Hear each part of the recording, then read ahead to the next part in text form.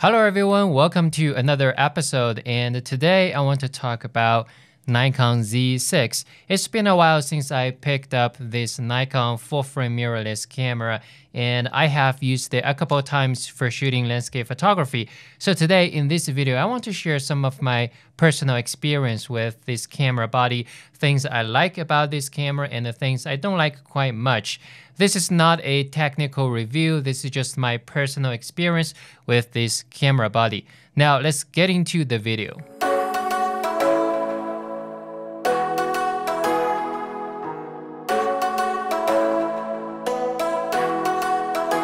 Alright, first I want to talk about ergonomics. I think Nikon Z6 and the Nikon Z7, because they share the same body, I think Nikon got the ergonomics right with their first generation of full-frame mirrorless camera body. I really enjoy the ergonomics on my Nikon Z6. The grip is very comfortable to hold, it's big, it's large, it's firm. And when you are holding this camera, it feels like you are holding a Nikon DSLR, which is very good. And I wish I had this grip on my Fuji X-T2 or maybe X-T3. And all the buttons are very big, easy to press, even if you wear gloves. One thing I want to point out is the two function buttons in the front. I found that these two function buttons are too easy to be accidentally triggered sometimes. So I remember one time I went out to shoot photos, and after I took some photos I wanted to review, I pressed the playback button and the review photos didn't show up. I couldn't figure out why. I thought my camera body was broken, but then I realized that was because I accidentally touched the function buttons in the front. And when I released those buttons and then I pressed the playback button, then I can see the photos I took. So yeah, that's something to keep in mind. Other than that, I think the buttons and the dials are pretty good. It gives you a feeling of Nikon. You can control aperture using the front command dial, control shutter speed using the rear command dial, and you have the ISO button on the grip. So you can press the ISO button and then use the rear command dial to change ISO, which means you can control shutter speed, aperture, and ISO all on your grip. The other thing I like about Nikon Z6 is its touchscreen. I think the touchscreen is very responsive and easy to use. And especially when you are shooting, you can press the I button and it will display 12 settings. And of course, those 12 settings are customizable. And you can just use the screen, just touch the setting and change the setting instead of using the buttons to change the setting. I found that that's more intuitive, easier to use, and I really like this feature. The next thing I like about Nikon Z6 is also something that has been missing on Fuji cameras, and that is the capability to magnify the RAW file as big as the JPEGs. When I'm shooting with Fuji X-T2 or some other Fuji cameras, if I want to review the RAW file, if I want to magnify the RAW file very big to really check focus, sharpness, and the details, I had to either convert the RAW file to a JPEG and then magnify the JPEG, or I had to shoot RAW and a JPEG at the same time and then switch to the JPEG and then magnify the JPEG, because the Fuji cameras can't magnify RAW files as big as JPEGs. But with Nikon Z6, I can just capture the RAW file and then go to playback, and then I can just press this OK button and it will zoom into the focus point really big, and then I can check focus, check sharpness, check details. I think that's very convenient to use. I don't know why it takes so long for Fuji to come up with this feature to magnify the RAW file as big as JPEGs, but Nikon Z6 does this pretty well. Alright, now let's talk about this FTZ adapter. This FTZ adapter allows you to use Nikon f-mount lenses on your Nikon Z6 or Z7. I haven't tested it with a lot of lenses, but I have tested it with my Tamron 15 to 30mm f2.8 lens, and then this 85mm 1.8 and Tamron 90mm 1:1 ratio macro lens. And so far, it's been working very well, at least for single point autofocusing, because I usually don't use continuous focusing. I haven't tested it with continuous focusing. I only have tested it with single point autofocusing. And so far it's been working very well. One thing I want to point out is if you have this FTZ adapter and if you also have some Nikon Z mount native lenses, then you probably want to consider a L bracket. The reason is if you use a tripod plate and the tripod plate position is not in the center, and it actually extends out from the camera body. So if you want to put on the FTZ adapter, you have to remove the tripod plate first, then you have the space to put on the FTZ adapter, then you need to attach the tripod plate again. And if you want to change from FTZ adapter to your native lens, then you have to remove your tripod plate again, then remove your FTZ adapter, and then put on your native lens, and then put on the tripod plate again. So that's really a hassle. So what I got is a L bracket from, I believe this company is called Kirk. I will put a link in the description below. So if you are interested, check out the description. Anyway, I got this L bracket from Kirk. So that way I can put on this FTZ adapter or put on a native lens without removing this L bracket. So just make your life a little bit easier. Now let's talk about this viewfinder. I think this viewfinder is great. The colors are vivid, it's bright, it's very smooth. I really enjoyed using this viewfinder. Image quality is great. Dynamic range is great. That's something you can expect from a Nikon full frame sensor. Now, before we move on, I just want to mention that if you are thinking to get a Nikon Z6 or Nikon Z7, please consider using the link in the description below to make a purchase. That way you can help support my YouTube channel. There's no additional cost to you, but if you make a purchase using that link, I will get a small commission. And also, if you are interested in Capture One or you want to purchase a Capture One license, you can use the link mcai.info/C1. And also, if you are interested in Aurora HDR 2019 or Luminar, you can also use the coupon code MING to save $10. All right, now let's talk about things I wish Nikon Z6 or maybe Nikon Z7 had.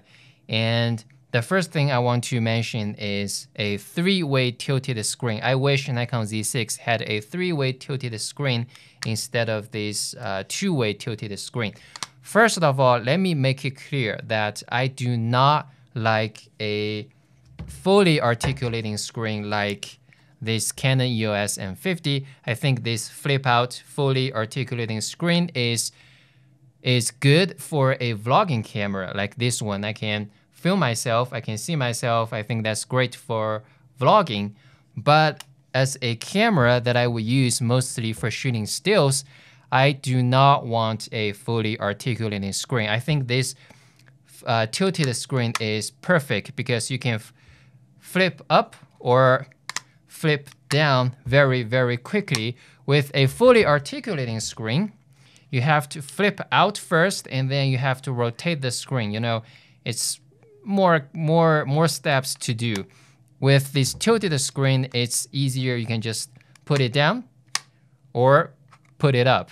Another reason that I don't want a fully articulating screen is that I want to use this L bracket. I prefer this L bracket over the fully articulating screen because that way I can just put on the tripod. I can, if I want to shoot a panorama or if I want to do a vertical composition, I can mount my camera onto a tripod easily.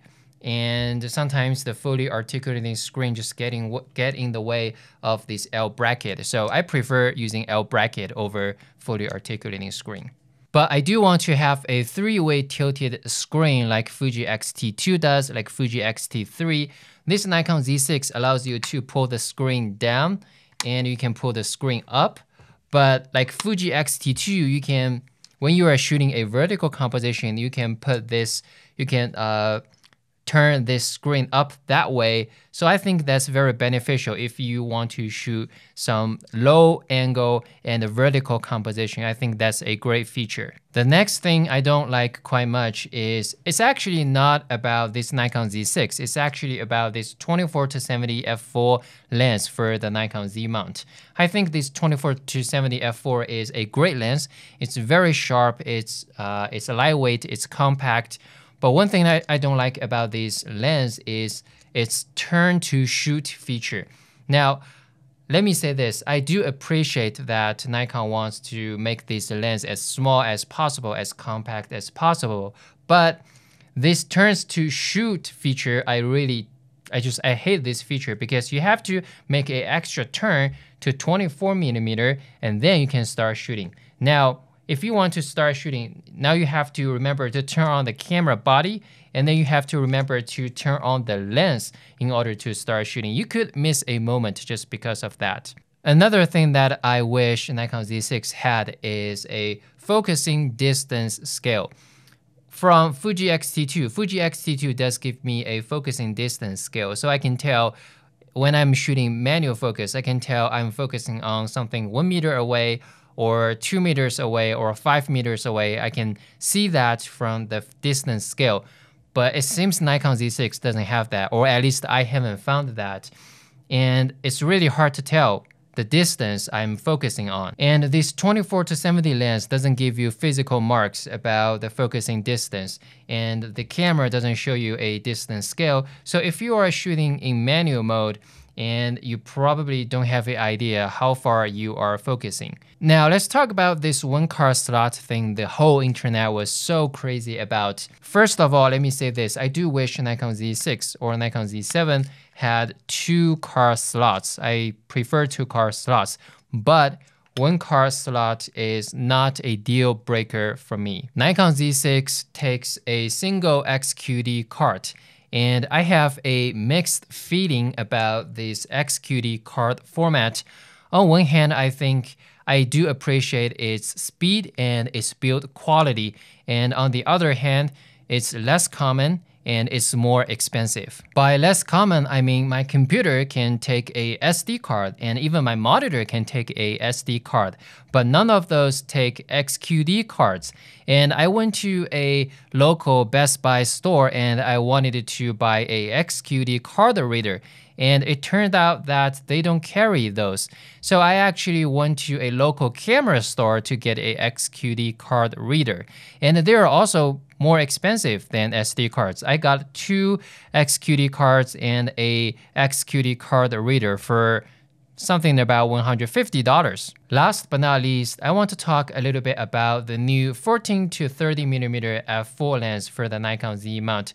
I think it would be a great lens for landscape photography. It's small, it's light, it's sharp, and the most important thing is it takes a regular filter. I think that's important because you can put your regular polarizing filter or neutral density filter in front of that lens. I think that's kind of beneficial for shooting landscape photography. And at $1,300, it's priced similar to the 16-35mm f4 lens for the Nikon F mount. Alright guys, I guess that's everything I wanted to say in this video. Again, if you decided to buy a Nikon Z6 or Nikon Z7 or any other camera gear, please consider using the link in the description below to make the purchase. There's no extra cost to you, but I will get a small commission if you make a purchase. So that way you can help support my YouTube channel. I really appreciate that.